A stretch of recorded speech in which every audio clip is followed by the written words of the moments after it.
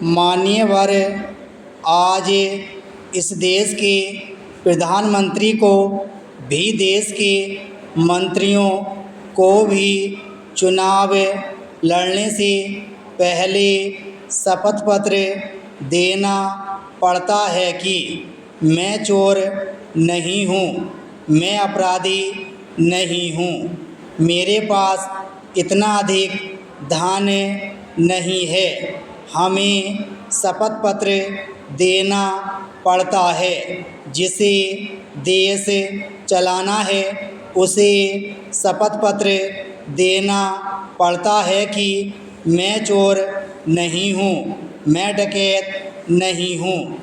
यह दूसरी बात है कि इस देश में ऐसी भी स्थिति है कि इस देश में एक विधानसभा में एक व्यक्ति निर्दलीय विधायक बनता है, उसकी कोई पार्टी नहीं है, उसके आगे पीछे कोई नहीं है और वह उस राज्य का 2.5 वर्षों तक मुख्यमंत्री बना रहता है। यह लोकतंत्र है, यह लोकतंत्र की कामयाबी है। एक और राज्य है जहां लोग कुर्सी छोड़कर जेल जाते रहते हैं, सदन से बाहर हो जाते हैं, अपनी पत्नी को लड़वा देते हैं, वहां से चुनाव हो जाता है। कभी मुख्यमंत्री का पद छोड़कर जेल चले जाते हैं। वह राज्य ऐसा भी है, लोकतंत्र कामयाब है। डॉलर के मुकाबले रुपये की कीमत में आई भारी गिरावट ने कई सवाल खड़े किए हैं। डॉलर जब 55 रुपये के बराबर पहुंच गया था तभी यह उम्मीद की जा रही थी कि इसे संभालने के लिए सरकार या रिजर्व बैंक की ओर से कोई कदम उठाया जाएगा, लेकिन ऐसा नहीं हुआ। रुपये का अवमूल्यन जारी रहा। रुपये की कीमत में आई गिरावट से व्यापारिक असंतुलन भी बढ़ गया और घाटा भी। इससे आयात खर्च बढ़ा, जिसका सीधा असर महंगाई पर हुआ है। देश में तेल खपत का 3/4 कच्चा तेल आयात होता है। इस पर बढ़े खर्च की भरपाई तेल कंपनियां डीजल, पेट्रोल, रसोई गैस के दाम बढ़ाकर करेगी। फिर परिवहन, माल ढुलाई का खर्च बढ़ेगा। इसका असर लगभग सभी चीज़ों की मूल्य वृद्धि के रूप में दिखाई देगा। आगामी मौद्रिक समीक्षा में ब्याज दर घटाए जाने की कोई उम्मीद नहीं दिखती। परेशानी की इस सूरत में बाहरी निवेशकों का भरोसा बढ़ाने के लिए कई क्षेत्रों में विदेशी निवेश बढ़ाने की चर्चा चल रही है। इससे आम आदमी पर बोझ बढ़ेगा। बाहरी निवेशकों का भरोसा दिलाने के लिए विदेशी संस्थागत निवेशकों पर यह शर्त लागू करनी चाहिए कि वे अपना पैसा 3 साल से पहले न ले जा सकें।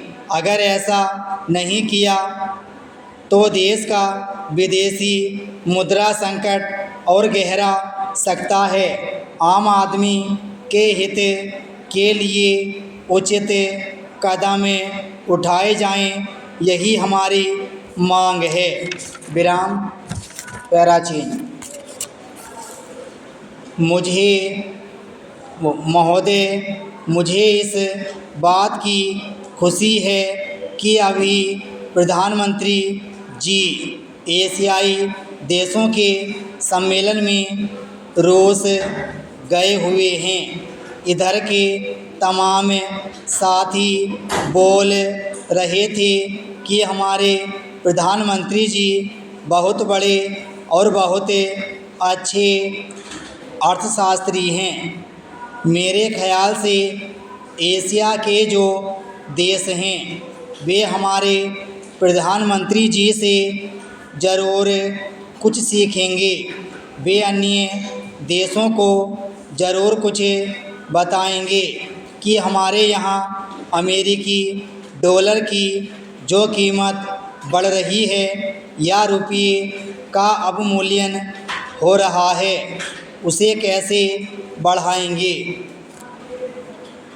कुछ वहाँ भी बताएंगे और कुछ वहाँ से लेकर अपने देश की अर्थव्यवस्था को मजबूत करने की कोशिश करेंगे।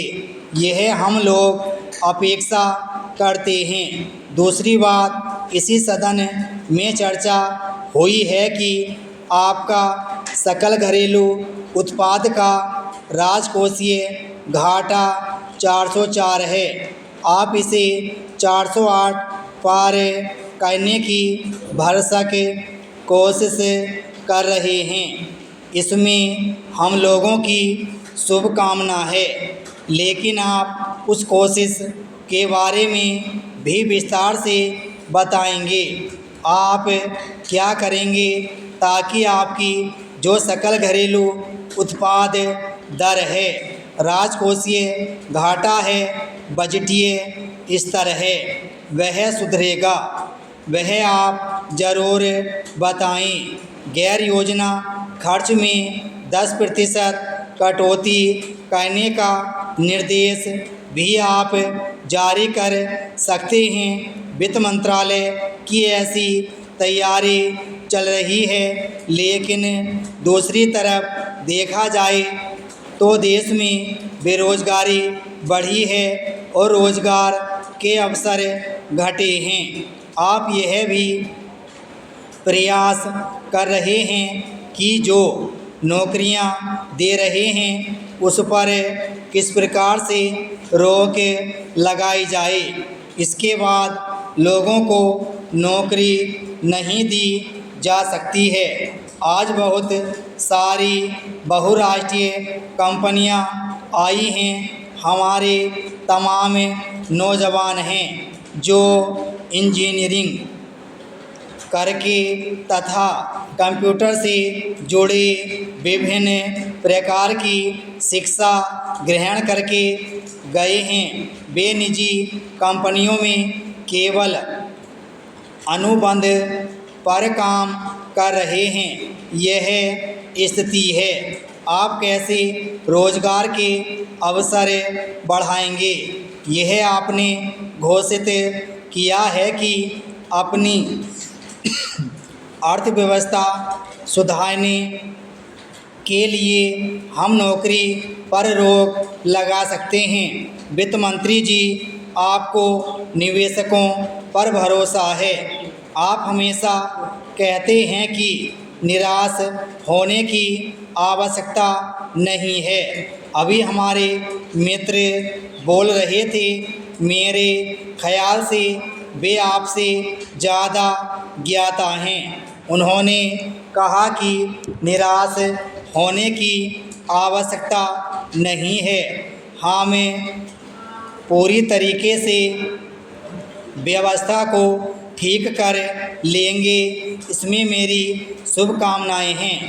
देश की आर्थिक स्थिति अच्छी हो, सुदृढ़ हो। वित्त मंत्री जी, यदि आपको राय लेनी हो तो मेरे मित्र से भी राय ले लीजिएगा। हो सकता है कि उनके विचार से स्थिति सुधर जाए। विराम स्टॉप।